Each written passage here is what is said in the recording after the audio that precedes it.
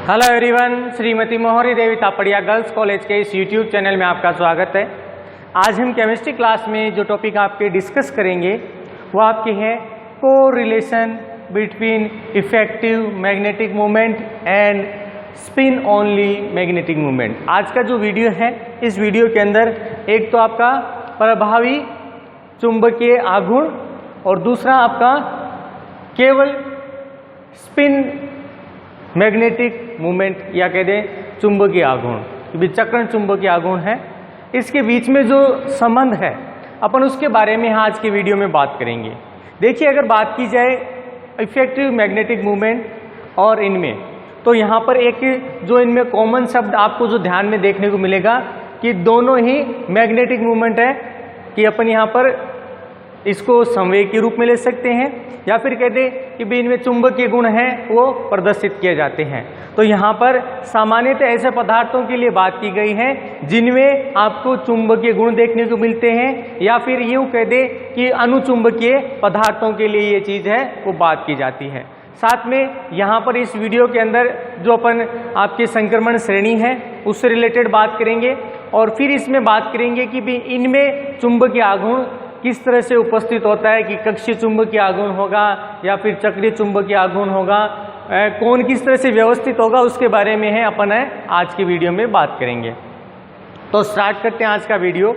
सबसे पहले बात करें यहाँ पर आपका अपन अगर बात करें तो यहाँ पर एक आपका नाम आता है पैरा मैग्नेटिक सबस्टेंस, अनुचुंबकीय पदार्थ। यहाँ पर क्या बताया गया है कि अनुचुंबकीय पदार्थ जिनमें जो है आपके अयुग्मित इलेक्ट्रॉन क्या होते हैं, उपस्थित होते हैं। तो यहाँ पर उपस्थित होते हैं तो उनके द्वारा चुंबकीय आघूर्ण है वो जो है आपका क्या किया जाता है, आपके उत्पन्न किया जाता है।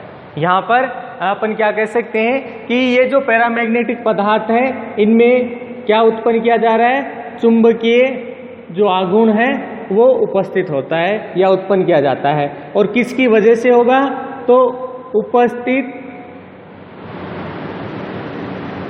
अयुग्मित इलेक्ट्रॉन की जो संख्या है आधार पर, कि भाई यहां पर चुंबकीय आघूर्ण उत्पन्न किया जाएगा।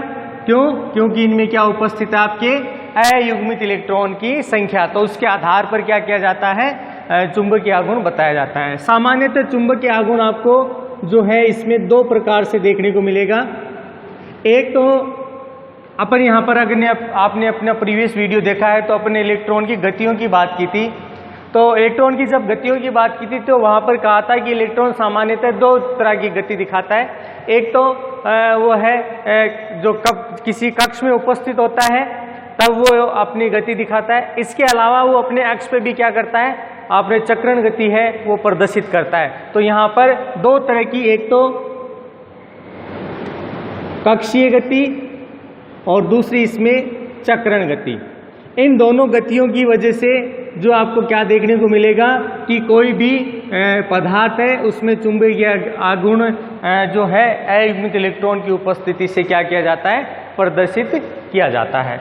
तो उसमें दो तरह की गतियां आपको देखने को मिलती हैं, जिसमें अगर बात करें जो अनुचुंबकीय पदार्थ है उसका जो चुंबकीय आघूर्ण जो अगर है आपके उत्पन्न किया जाता है, तो इसकी वजह से अपन यहाँ पर क्या कह सकते हैं, एक तो कक्षीय चुंबकीय संवेग कह दे या कोणीय संवेग कह दे, ये उत्पन्न किया जा रहा है। दूसरा चक्रण कोणीय संवेग उत्पन्न किया जाता है।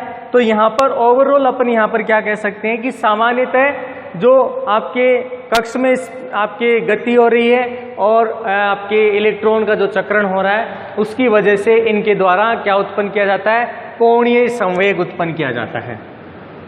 दोनों के द्वारा कोणीय संवेग उत्पन्न किया, ये आगे आपका कक्षीय कोणीय संवेग और यहाँ पर ये हो जाता है कक्षीय कोणीय संवेग। अगर यहाँ पर इन दोनों में अगर संबंध की बात करें तो इन दोनों को प्रदर्शित करने के लिए सामान्यतः एक समीकरण दिया जाता है, जो आपको इधर देखिए ये लिखा होता है mu effective equals to 4s s plus 1 l l plus 1 under root. इस रूप में क्या होता है, इसको म्यू इफेक्टिव को लिखा जाता है। अब यहां पर देखिए, ये तो अपन ने किसके लिए लिखा है, इफेक्टिव मैग्नेटिक मोमेंट है उसके लिए लिखा है कि इसमें ये इस तरह से क्या होता है, उपस्थित होता है। अब यहाँ पर इसके साथ अपन दूसरा संबंध देखेंगे स्पिन ओनली मैग्नेटिक मोमेंट का, तो वो भी अपन बात करेंगे। अब यहाँ पर देखिए, सबसे पहले ये डिस्कशन करें कि भाई अगर यहाँ पर चुंबकीय आघूर्ण की गणना की गई है तो सबसे ज़्यादा जो आपका संक्रमण आयन है, अगर इसके लिए बात करें तो यहाँ पर क्या बताया, सामान्यतः इनमें जो अयुग्मित इलेक्ट्रॉन है संक्रमण आयनों में या संक्रमण जो धातुएं हैं, सबसे ज़्यादा अयुग्मित इलेक्ट्रॉन की उपस्थिति इनमें देखी जाती है। ठीक है। अब यहाँ पर देखिए, अपन ये चीज़ अगर डिस्कस करें, जैसे मैं एक एग्जाम्पल लिखता हूँ आपका कि यहाँ पर अपन लिख दें क्रोमियम के लिए बात करें तो इलेक्ट्रॉनिक कॉन्फिगरेशन 3d5 4s1, इसमें अयुग्मित इलेक्ट्रॉन की संख्या कितनी है, 6 अयुग्मित इलेक्ट्रॉन यहाँ पर उपस्थित है, तो संक्रमण तत्व है। तो अपन यहाँ पर किसके आधार पर इसकी गणना करेंगे, अयुग्मित इलेक्ट्रॉन की उपस्थिति के आधार पर कि यही क्या करेंगे, चुंबकीय आघूर्ण उत्पन्न करेंगे। तो अब यहाँ पर समझना है कि सामान्यतः क्या बताया गया है कि जो संक्रमण तत्व है, संक्रमण तत्वों के अंदर जो इलेक्ट्रॉन है सामान्यतः क्या होता है, जो आपकी बाहरी सतह है या फिर कह दे कोष। ठीक है, यहां पर क्या होते हैं भाई, आपके उपस्थित होते हैं। तो सामान्यतः यहां पर क्या देखने को मिलता है कि जो आपके आयन है या ये जो संक्रमण तत्व है, ये क्या है, आपके जो बाह्य वातावरण है, बाह्य वातावरण का मतलब यहाँ पर जो है लिगेंड से लिया गया है कि सामान्यतः बाह्य वातावरण से क्या होते हैं भाई, आपके ये प्रभावित होते हैं, मतलब लिगेंड की जो उपस्थिति है उसके द्वारा है ये जो इसका बाहरी सतह है वो क्या है, इसमें प्रभावित होता है। यहाँ पर आपको इसको इस तरह से समझना है कि सामान्यतः जो बाहरी वातावरण है उसके द्वारा क्या है, इलेक्ट्रॉन है प्रभावित होते हैं। तो इसकी वजह से क्या है कि बाह्यतम कक्ष में जितने भी इलेक्ट्रॉन हैं उनका क्या हो जाता है, आपके जो है आपके इलेक्ट्रॉन का त्याग कर दिया जाता है। तो यहाँ पर क्या बताया गया है कि इनके अंदर अगर बात करें संक्रमण तत्वों में, तो आपका कक्षीय कोणीय जो संवेग उत्पन्न किया जा रहा है, सामान्यतः ये क्या हो जाता है, उपेक्षित हो जाता है। उपेक्षित मतलब अपन यहां पर इस तरह से समझ सकते हैं कि ये नगण्य हो जाता है भाई,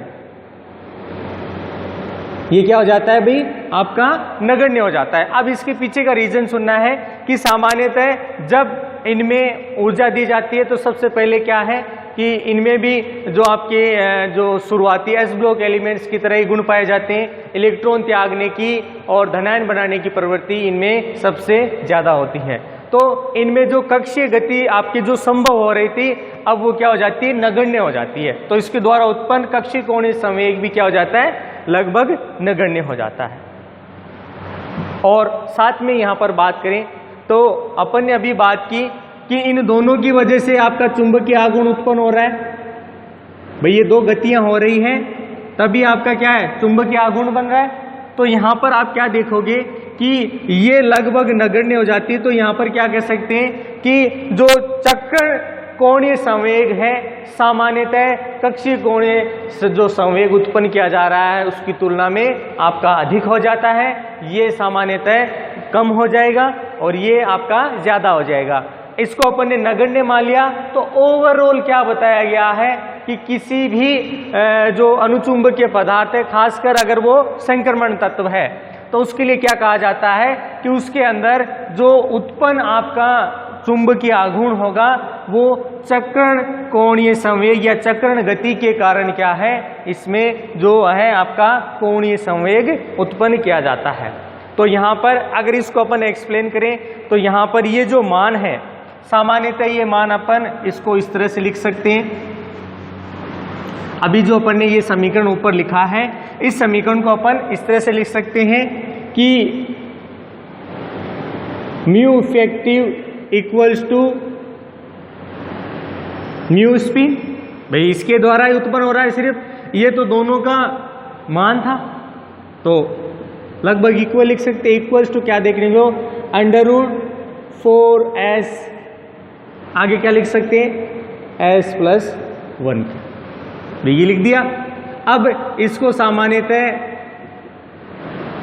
किसके रूप में लिखेंगे, क्योंकि कोणीय संवेग उत्पन्न किया जा रहा है, चुंबकीय आघूर्ण उत्पन्न हो रहा है, तो bm के रूप में लिख दिया। अब यहां पर समझना है, सामान्यतः इसमें जो s है ये क्या है, सकल स्पिन क्वांटम संख्या का मान है। क्या है, सकल क्वांटम संख्या का मान है, और ये सामान्यतः चुंबकीय आघूर्ण की जो अपन बात करें ये उसको उत्पन्न करेगा। सामान्यतः इसका जो SI मात्रक है, इसके लिए बात करें तो आपके जूल इंटू पर सेकेंड देखें, सामान्यतः क्या होता है, जूल पर सेकेंड है, वो इसमें आपको SI मात्रक है या इकाई आपको देखने को मिलती है। इसके अलावा बात करें, सामान्यतः यहाँ पर जो S का मान है ये ±1/2 के रूप में हो सकता है, कि विचक्रण आपका किसी तरह से भी हो सकता है। तो यहाँ पर इस मान को इस प्रकार लिख सकते हैं। अगर यहाँ पर मान लो अपन ने यह मान है वो इसमें किसके रूप में ले, n के रूप में मान ले, तो अपन यहाँ पर इसके लिए क्या लिख सकते हैं कि म्यू स्पिन, इसको क्या लिख दे सकते हैं, n+2 के रूप में लिख सकते हैं। ये मान अपन किसके रूप में लिखेंगे, n+2 के रूप में ये मान है वो यहाँ पर क्या किया जाता है, प्रदर्शित किया जाएगा। संक्रमण तत्वों की अगर यौगिकों के रिलेटेड अपन बात करें तो उसमें कक्षीय जो कोणीय संवेग है उसमें क्या है कि जो क्वांचिंग होती है, यानी जिसमें अपन इसको उपेक्षित कर देते, नगण्य मान लेते हैं, वो सामान्यतः इतना ज़्यादा विरोध देखने को नहीं मिलता, मतलब दोनों के द्वारा ही उत्पन्न किया जा रहा है। लेकिन मुख्य रूप से आपको ध्यान ये रखना है किसके द्वारा चुंबकीय आघूर्ण उत्पन्न किया जा रहा है, स्पिन गति के कारण, कि यहाँ पर क्या हो रहा है, चक्रण गति है वो क्या हो रही है, संपन्न हो रही है। अब यहाँ पर अगर ऊर्जा की व्यवस्था की बात करें तो इसमें जो उच्च ऊर्जा अवस्था और निम्न ऊर्जा अवस्था है में से जो आपका चुंबकीय आघूर्ण जो प्राप्त हो रहा है उनका एक मिश्रण प्राप्त होता है, कि यहाँ पर अपन देखिए उच्च ऊर्जा और निम्न ऊर्जा का जो है आपका क्या देखने को मिलता है कि मिश्रण प्राप्त होता है। तो यहाँ पर मुख्य रूप से जो ध्यान रखने की चीज है कि आपको सिर्फ केवल किसके द्वारा ही प्राप्त हो रहा है, स्पिन के द्वारा ही क्या है, चुंबकीय गुण है या चुंबकीय आघूर्ण उत्पन्न किया जा रहा है। तो यहाँ पर प्रभावित चुंबकीय आघूर्ण का मान और आपके स्पिन इसका मान, दोनों का लगभग मान क्या हो जाता है, समान हो जाता है, दोनों का मान बराबर देखने को मिलता है। अब यहाँ पर इस चीज को सामान्यतः है ज्यामिति के आधार पर है वो समझाया गया है। भैया आपको ध्यान क्या रखना है, यहाँ तक तो कोई अंतर नहीं है। अब चेंज कहाँ आएगा कि जब अपन यहाँ पर किसी ज्यामिति से रिलेटेड बात करेंगे, ज्यामिति जैसे आपके चतुष्फलकीय है, आपके अष्टफलकीय ज्यामिति बनाई जाती है, तब यहाँ पर इस फॉर्मूले में आपका थोड़ा सा है चेंज देखने को मिलता है। अब वो किस तरह से मिलेगा, हालांकि ध्यान तो आपको ये रखना है कि इसी के आधार पर मान रखने आपको। अब देखिए यहाँ पर अपन बात करते हैं कि भी चुंबकीय आघूर्ण है वो इसमें किस तरह से होगा। तो यहाँ पर इसको एक्सप्लेन करने के लिए क्या किया गया है कि इन दोनों के मध्य अष्टफलकीय जो क्षेत्र है उसके लिए लिखा गया है।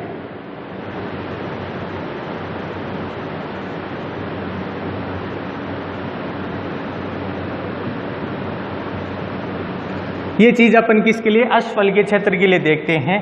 तो म्यू इफेक्टिव जो आपका मान है ये म्यू स्पिन इक्वल्स टू क्या देखने को मिलेगा, 1 माइनस आपका यहाँ पर क्या देखने को मिलेगा, जो डेल मान है या फिर कह दे लैम्डा अपॉन, ये चीज देखने को मिलेगी। अब यहाँ पर चीज ना है सामान्यतः देखिए यहाँ पर क्या क्या चीजें हैं। तो यहाँ पर ये क्या है आपका एक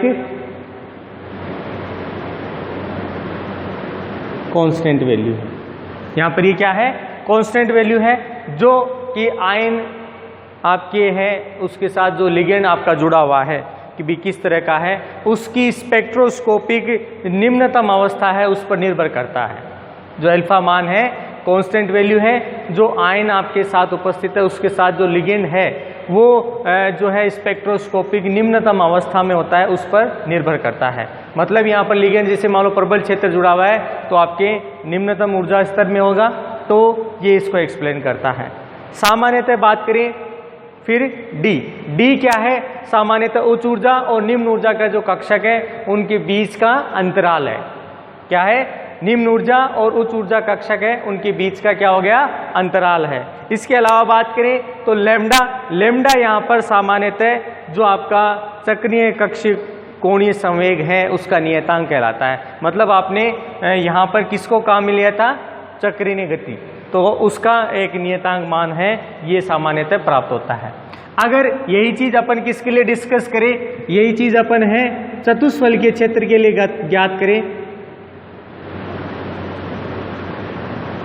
तो यहाँ पर जो मेजर डिफरेंस है वो यहाँ पर नहीं देखने को मिलता, बस यहाँ पर जो मान है वो आपका क्या होता है, बदल जाता है। किस तरह से, जैसे अपन यहाँ पर बात करें तो mu effective equals to mu spin 1 minus 4 lambda upon 10 dq।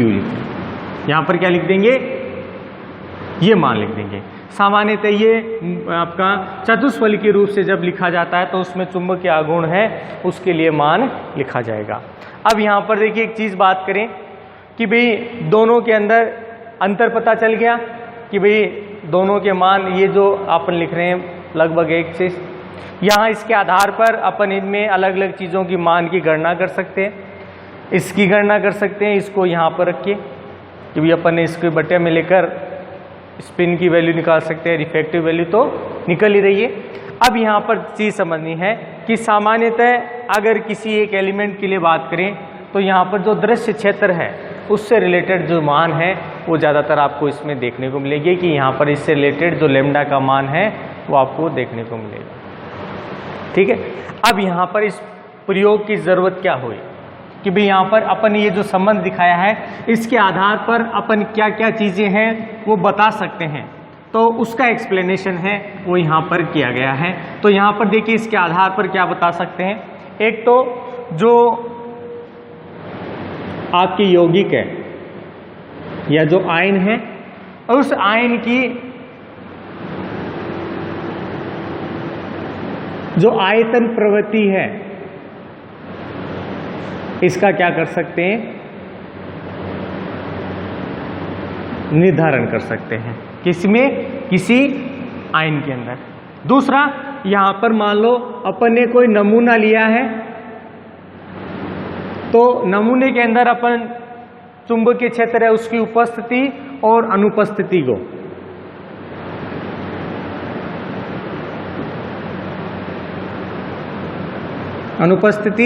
और आपके जो उपस्थिति है इसके आधार पर इसमें जो मोलर प्रवृत्ति है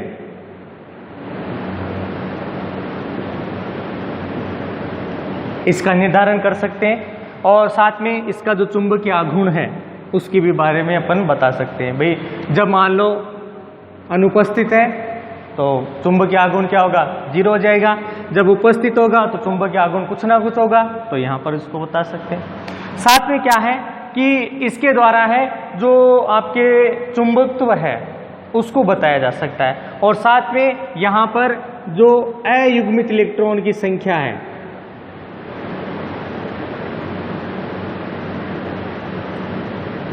उसको भी बताया जा सकता है कि अयुग्मित इलेक्ट्रॉन की संख्या कितनी है, कि भी n की वैल्यू अपन बाहर लेकर अपन क्या करेंगे, अयुग्मित इलेक्ट्रॉन की संख्या है वो बता सकते हैं। तो अपन यहाँ पर आज के वीडियो के अंदर जो कोरिलेशन अपन ने देखा है, इफेक्टिव मैग्नेटिक मूवमेंट और आपका स्पिन ओनली मैग्नेटिक मूवमेंट है जो है आपके, उसके बारे में आपका देखा है। आई होप यू आज का वीडियो जो अपन ने इनसे रिलेटेड देखा है कि आपका चुंबकीय आघूर्ण किस तरह से जो है अनुचुंबकीय पदार्थों के अंदर प्रदर्शित किया जाता है, खासकर संक्रमण तत्वों के लिए जब होता है। और इसमें अभी अपन ने अष्टफलकीय और चतुष्फलकीय ज्यामिति प्रदर्शित करते हैं उनके लिए आज का जो अब है आपका इफेक्टिव और स्पिन ओनली मूवमेंट है वो अपन ने डिस्कस किया। तो दोनों के अंदर जो संबंध है उसका भी अपने को क्या हो गया, पता चल गया। तो ये था डियर स्टूडेंट इनमें कोरिलेशन से रिलेटेड आज का अपना वीडियो। आई होप यू आज का वीडियो आपको पसंद आएगा। वीडियो को लाइक करें, शेयर करें और इससे रिलेटेड आपके जो नोट्स सब बनाते रहें। और इस वीडियो को देखने के लिए धन्यवाद।